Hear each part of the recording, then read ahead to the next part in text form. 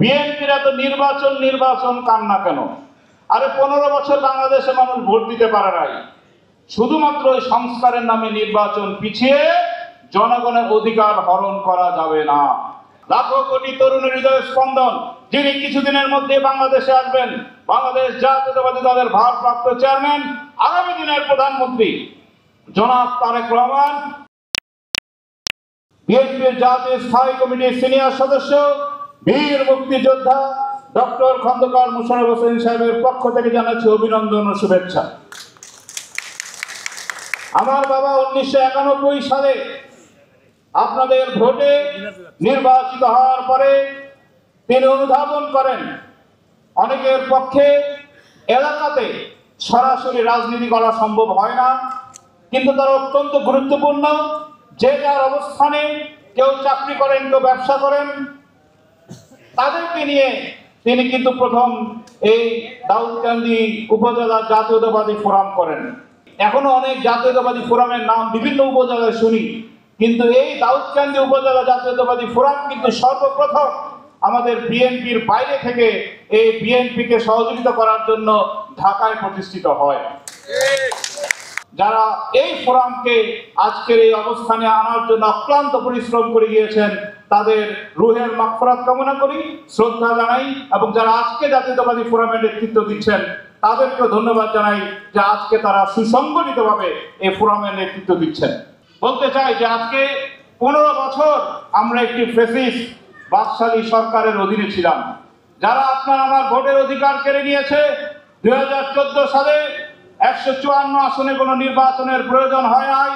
2018 সালে যখন গোয়েন্দা সংস্থার রিপোর্ট আসলো যদি দিনের বেলা নির্বাচন হয়, এমনকি শেখ হাসিনার অধীনেও বাংলাদেশ জাতীয়তাবাদী দল বিপুল সংখ্যা গরিষ্ঠ নিয়ে ক্ষমতায় আসবে, ঠিক তখন রাত্রেবেলা নিশিরাতে আপনার আমার ভোট কেড়ে নিয়েছিল খুনি হাসিনা। এখানে অনেকেই রয়েছেন যাদের বিরুদ্ধে অসংখ্য মিথ্যা মামলা ছিল, যারা ঢাকা থেকে কুমিল্লা কোর্টে গিয়ে তাদের সময় নষ্ট করেছেন শুধুমাত্র বিএনপি করার জন্য মিথ্যা মামলার আসামি হয়ে।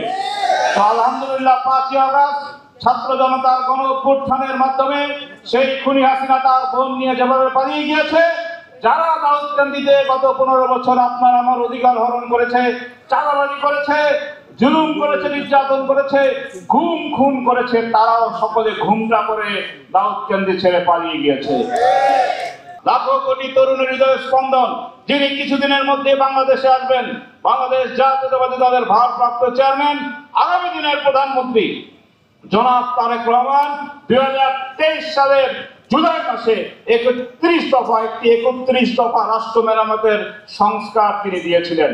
2016 সালে বেগম খালেদা জিয়া ভিশন 2030 ঘোষণা করেন।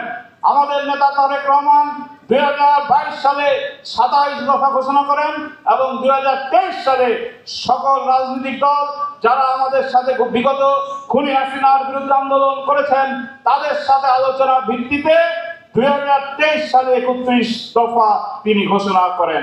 প্রবাসীদের বিষয়ে আমাদের দলের ভারপ্রাপ্ত চেয়ারম্যান 17 দফায় বলেছেন যে প্রবাসীরা যেই ধরনের অবমূল্যায়ন হয়, যেটা গত 15 বছর হয়েছে, এয়ারপোর্টে এসে বিভিন্ন ধরনের হয়রানি হয়েছেন, তাদের জীবন মান নিয়ে অনেকে ছিনিমিনি খেলেছে, তাদের রেমিটেন্স বিগত সরকার চুরি করেছে, এই ধরনের কর্মকাণ্ড আগামী দিনে হবে না। বিমানবন্দরে যে এই ধরনের তারা হয়রানি হয় এগুলো বন্ধ হবে। ভোটাধিকার বিদেশিদের বা প্রবাসীদের জন্য দেওয়া হবে। একজন এই এনসিপি নতুন দল হয়েছে, একজন মহিলা সমন্বয়ক, তিনি বললেন বিএনপির এত নির্বাচন নির্বাচন কান্না কেন? আরে 15 বছর বাংলাদেশে মানুষ ভোট দিতে পারে নাই। আপনারা এখানে আছেন, আপনারা কি মনে করেন একজনও ভোট দিয়েছেন? না। ভোটের অধিকার হরণ করা হয়েছিল।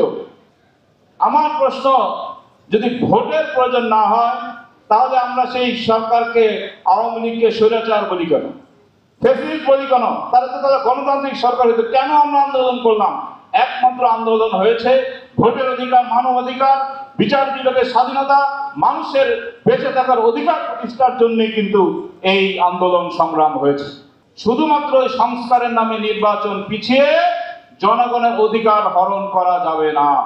তাই আসেন আমরা শপথ নেই যে যত কিছুই হোক না কেন জনগণের সরকার প্রতিষ্ঠা করার জন্য জনগণকে তার নিজের হাতে ভোট দেওয়ার এই যে সবচেয়ে প্রাচীন অধিকার, এই অধিকার ফিরে দেওয়ার জন্য আমাদের সকলকে শপথ নিতে হবে। তাই আসেন আমরা ঐক্যবদ্ধ হই, নির্বাচনকে সামনে রেখে বিগত সময় আওয়ামী লীগ যেই আকাম কুকাম করে গেছে তা থেকে আমরা বেরিয়ে আসি, এমন কিছু না করি, এমন কোন কর্মকাণ্ডের সাথে জড়িত না হই যাতে ভোট চাইতে গেলে মানুষ না বলে ভাই আপনারা এখনো যা শুরু করেছেন, ভোট দিলে জানি কি করেন আল্লাহ জানে।